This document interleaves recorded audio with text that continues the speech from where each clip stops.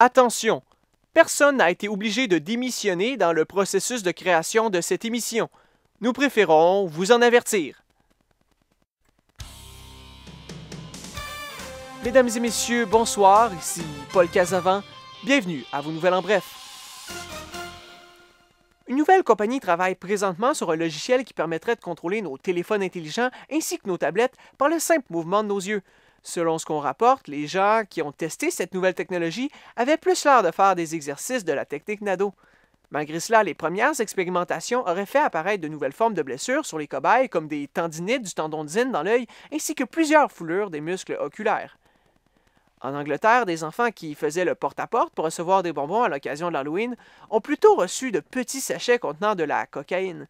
Un homme de 23 ans a été arrêté en lien avec cette histoire. Selon ce que nous avons appris, il se serait demandé pourquoi ces bonbons lui avaient coûté si cher cette année.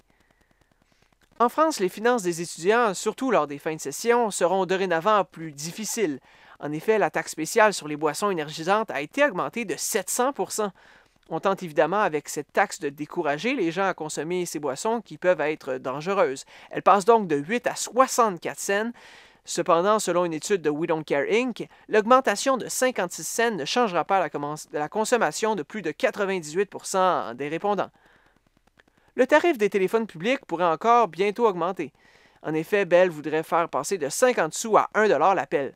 Pour ce qui est du prix des messages textes communément appelés SMS envoyés à partir de ces téléphones, on ne sait toujours pas si, bien que très peu populaires, ils augmenteraient eux aussi.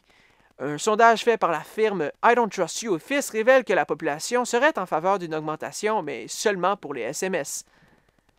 Jeudi dernier, l'émission Enquête a présenté un reportage choc sur les appels trompeurs qui se sont produits lors des dernières élections fédérales. Selon nos sources, pour répliquer à l'émission de Radio-Canada, l'équipe de JE préparerait un reportage sur les fausses publicités. Il y aurait entre autres le témoignage d'un homme qui avait acheté du papier de toilette d'une marque reconnue pour son ours domestique. Il se serait plaint que le produit irritait la peau de l'animal, malgré la douceur sur les ours montrée dans les annonces. Voilà, c'était vos nouvelles en bref.